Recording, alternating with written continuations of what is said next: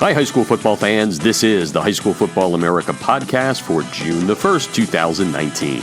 I'm Jeff Fisher, and I am the founder and editor-in-chief of highschoolfootballamerica.com. As I said, it is June 1st, and that means we are very, very close to the release of the High School Football America preseason 100 that's created with a proprietary algorithm. Last year, we released it on July 1st. We're moving it up a little bit. Yes, we're getting it into June, and over the next couple of days, I'm going to let you know exactly the date that the High School Football America preseason 100 will come out, so stay tuned for that. Time to talk a little bit about, actually a lot about, one of my favorite camps in the country. This one has great football, great coaches, but more importantly, something great behind it. It's called Lauren's First and Goal. It's a nonprofit organization. It's the labor of love started by John Loose, the defensive coordinator at Army, and his wife Marianne, in honor of their daughter Lauren, a pediatric brain tumor survivor. Since starting, more than $2 million has been raised toward its mission of providing financial support for brain tumor research and cancer services, to offer financial and emotional support to families living with pediatric cancer, and to increase the awareness of the disease. And like I said, this is near and dear to John's heart. He's taking a little bit of time out of his busy Army schedule of recruiting to get ready for Sunday's camp at Lafayette College in Easton, Pennsylvania. Welcome to the show, John. Good to have you back. Hey, thanks, Jeff. Thanks for having me. Appreciate it. It's an important cause, and it's been probably 3 or 4 years since we had John here. So let's give the listeners around the nation the snapshot. I gave a little bit of it there, but the inception of this great idea, I know it's about Lauren, but tell me how it came about and just how it's grown to become one of not only the best in the Northeast, but in the country as far as camps. Well, I appreciate it. You know, this is our 16th year having it. We had it for a couple of years in Florida and a bunch of years in Ohio as well. But, you know, this will be our 16th year having it at Lafayette College in Easton, Pennsylvania. You know, actually, we had gone to some fundraisers when Lauren was little. I mean, Lauren's still little because of all the, you know, issues she's had medically, but she's 22 years old now and is constantly battling. It's not something that's going to go away. And but, you know, she's real tough and just battles and battles and battles. So, but anyway, you know, I was at Michigan's camp when nobody had one-day camps. I was at Michigan's camp. There was a 4 or 5 day camp, and I remember it was a Wednesday, and we had been to fundraisers and hadn't really done anything other than just bring Lauren. And I remember looking around, it just hit me. I said, you know what, this is how I could give back. I could do a one-day camp. And, you know, the first year I talked my wife into it. And I went to the convention. I ran it by a couple buddies, and each one of them said, I'm in. And, you know, the first year, I think most people thought it wouldn't be very big, and it wasn't real big. You know, thank goodness it wasn't, because we wouldn't have been ready. But, yep. But you know, that first year, we sprang it on everybody in February. It's the first time I said, this is what we're going to do. And we had 325 kids, and we had 56 coaches, and I knew every one of them. And, you know, had a good year. And next year we had 750 kids. And then probably the next year we had 900. And, you know, it really has leveled out, but we're usually between 1,800 and 2,100 kids every year, wow. Which the numbers sound unbelievable. But we have 1,866 kids pre-registered. You know, if it's a nice day, we'll have walk-ups.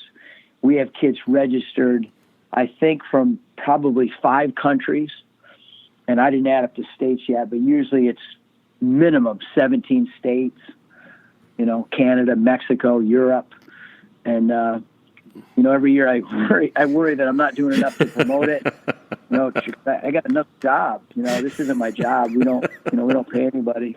And every year the kids keep coming back. And it's amazing how many starters we've had at Lafayette when we started it and how many kids come back. But it's really remarkable how many starters we have at Army West Point. They're really good players that went to that camp. It is incredible what you do, and like I said, the cause is incredible. And the thing, and it just blew me away when you said Lauren's now 22, because I think our first time on the air was back in maybe 2011.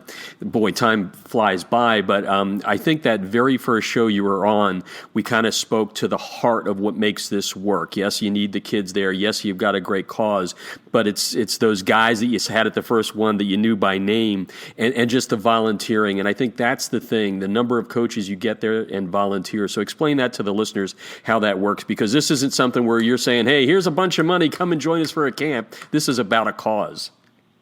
Yeah, there's no doubt. I mean, the thing that excites me most about Lawrence First and Goal, there's a lot of fundraisers out there where you sponsor this or you sponsor that, but you don't really get anything in return. Mm-hmm. And then there's a lot of camps where, you pay money, and a lot of them pay a lot more than this. And all you're doing is you're lining somebody's pockets, where it's more of a combine where you go somewhere and you're, pushed around like cattle. And we want to make this different. We start out with 56 coaches. Now every year it's about 350 to 400 college coaches. And it's Army, and it's usually Temple and Buffalo and Michigan and Penn State and Syracuse and Rutgers. And, last year we had, I think, 10 BCS schools, which is about average. We had 32 or 33 FCS schools. And then we had a bunch of Division II and III, and, even a couple of junior colleges. So there's usually right at 100 different colleges or universities represented. So it can, every kid there, there's, if you can play college football, there's somebody there that would be interested in you at some level. Everybody can't play at Penn State or Army, mm-hmm. obviously, but kids tell me all the time, they come to it and they say, man, when there was long camps, not as so many camps, but kids, I get emails that say, this was the best camp I went to all year. I'll get 150 of those letters, say it's the best camp we went to, because it's not a combine.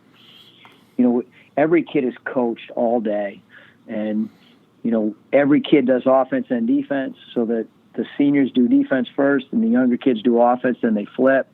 Then we have a speaker at lunchtime, and we've had some great speakers. And, this year it's Dino Babers is our speaker, mm-hmm. and from Syracuse University. And then we'll let the kids play whatever position they want in the afternoon for third period of it. And then in the fourth quarter, it's all one-on-one type stuff. But it's, like I said, we're not measuring them. We're not testing them in the 40. Coaching them up. It's not, Yeah, we're coaching them up. So that's the difference here. I think they're getting coached. They're paying for something they're going to pay for anyway. Mm-hmm. And it's not a portion of it goes to it, or there's a small charity component. Every dollar raised goes to pediatric brain tumor research and cancer services. Every dollar, because nobody gets paid. Everyone volunteers. Yeah, and that's what makes it great. As a matter of fact, Marianne just sent me a list of the coaches, and I love the coach to athlete ratio there with it. We're talking to John Loose. He is the defensive coordinator at Army, but this week, at least on Sunday, he'll be the man in the middle of Lawrence First and Goal at Lafayette College. You can get more information by going to Lawrence First and Goal. John did say the registration is ended, but there is walk-up. You can get information on that on the website at lawrencefirstandgoal.org. One of the things I don't think we have done, and I already mentioned Marianne twice, and you've mentioned her a couple of times. Let's talk about your wife. While you're running around the country recruiting or playing defensive coordinator for Army, you have somebody that's the wind beneath the wings there. Tell me a little bit about Marianne and how she's grown into the job, because she's kind of been the one that, is again, the wind beneath the wings, the person in the corner in the dark, however you want to put it. Yeah, she does an unbelievable job. I mean, coaches always talk about their wives and stuff and how much they mean to them. But, I think, mine is an unbelievable individual. I mean, I've sat in the office with a team of doctors, and my wife sounds just like the doctors.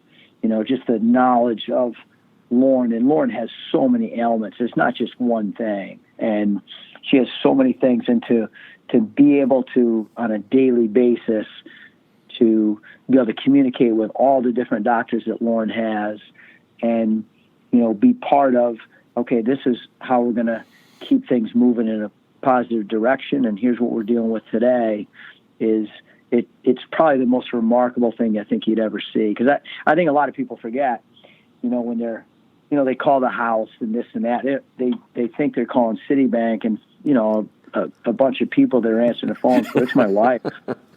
So, and it's a lot of work now. And, people forget we have a kid with a child with a brain tumor. Yeah. So, and, so it's been an unbelievable amount of work.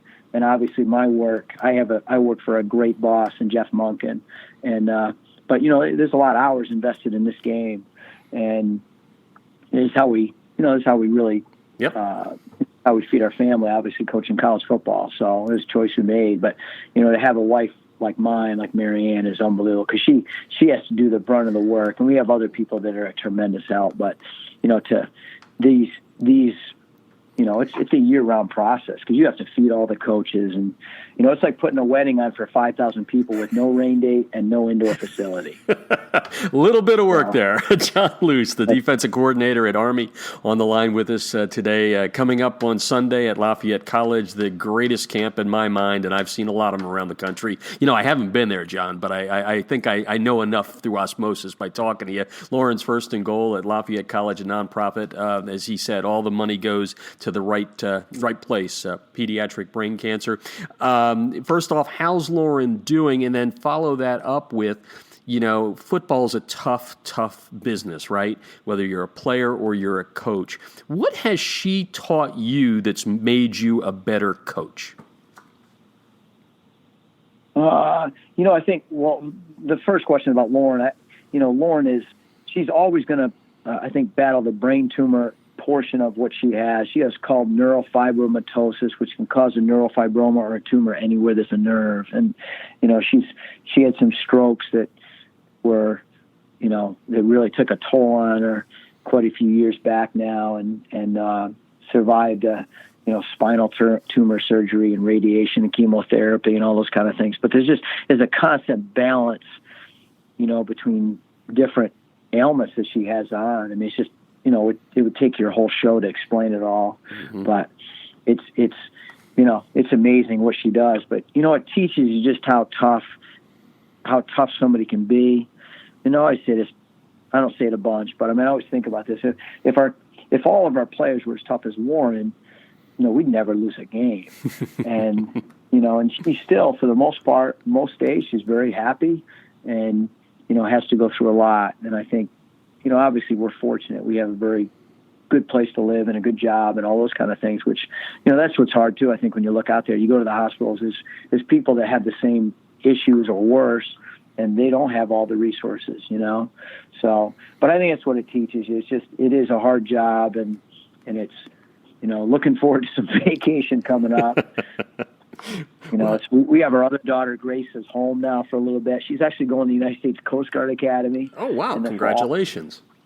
Fall, which is, it's amazing how things work out. Because if we don't come back here, she doesn't go there, So, yeah. That's so great. Coach here.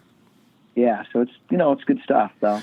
Well, let's wrap up with this, and again, folks, if you're just tuning in, it's John Loose, a defensive coordinator at Army. We're not talking Army football right now. We're talking about Lauren's First and Goal, great camp at Lafayette College in Easton, Pennsylvania. It's lawrencefirstandgoal.org. We'll be tweeting it out, so you can check it out. Registration closed, but there is a walk-up.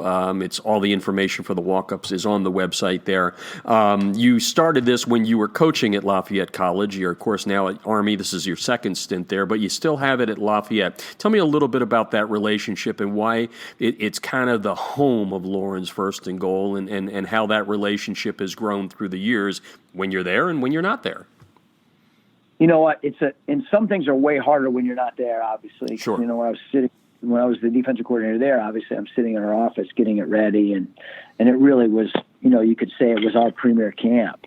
So that part's harder, not being there, because, you need more support. But there's so many supportive people at Lafayette and Easton and that area that, enjoy, I think, and work hard to come back every year, And Matt Bailey, longtime trainer there, and Don Comp, longtime trainer there. They do so much work there, and Lafayette has provided us with the fields, and it's kind of a perfect storm. It's right on the edge of New Jersey and Pennsylvania, and It's just a good location. There's a lot of field space out at their Metzger Athletic Complex. So, but it is, Lafayette College was talking about, they have a new athletic director there, and, president's been there for a couple of years. It is the biggest, probably, community service event that they have on grounds. I mean, there's so many people come on campus, and they, I think it benefits everybody, and I hope to do it there as long as, we're able. Because it does. It's a good spot to actually have it. So yeah, it is, and it's my hometown. I love talking about it. Scott Morse is still there. He's my longtime friend who started out as the SID. Talking with John Loose. The last thing I want to do is, we got to talk a little slight amount about Army football. I mean, I'm just loving, no matter whether I'm living in Southern California or here in the South, wherever I am in the country, the way the military academies and specifically Army is just getting that love from the media on what the football program is doing. You got to be loving your time there. Tell me a little bit about the ride. Obviously a new position this year as far as defensive coordinator, but you mentioned your boss. He's a good guy. What's Army football got in store for 2019? I think one of the things, it gets harder. We got to keep on our kids to keep pushing in the right direction and doing what they've done to get here. We're not going to sneak up on anybody. I mean, our first year we were 4-8. And weren't very good. Had a couple of good wins and some poor losses. And then next year we were 2-10 and lost to Penn State 20-14 with 7 fumbles. And I think we lost 7 games by less than a touchdown. I think we knew we were better. We had started to turn the corner, and then we opened up with a win over Temple and finished with a bowl win and a win over Navy, which hadn't happened in quite a long time. And we're won 8 games. And then 2 years ago, we beat Temple again, beat Duke, beat Air Force, shut them out, beat Navy again, won our bowl game again against a really good San Diego State 10-win team, and won 10 games.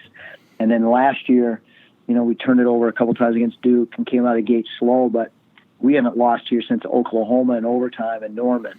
So, we get the second longest winning streak in the country and won 11 games. So I say this all the time. I just think that if kids are more blessed to have their 35th offer and then they're attached to their phones, I think that, Army football will always have a place.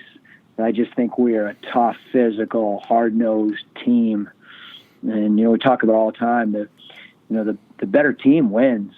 And, we need to keep understanding who we are, but we are hard to defend, and we're good on defense and good on special teams. And again, we won 11-2 last year and ranked 19th in the country, and beat a good Houston team 70-14. So it's, I think it's exciting. The expectations are really high around here now, really high. And, wow, it's better than the other way, right? Better than the other way. No, that's exactly right. So but you're not going to sneak up on people, and you got to keep working. But I'm really excited about it. I mean, we have good kids that care and work hard, and they're doing things that other kids aren't doing now. I get that, and as I say to everybody, because people say, Jeff, you've been in so many stadiums around the country, whether it's high school to college. I said there's nothing that beats being at West Point on a fall afternoon. That's still my favorite place, especially when the leaves are changing, that's for sure. John, I appreciate it. I know you're very, very busy. Thank you for taking the time to join us, and good luck on Sunday. Hey, thank you, Jeff. Thanks for having me. I appreciate it.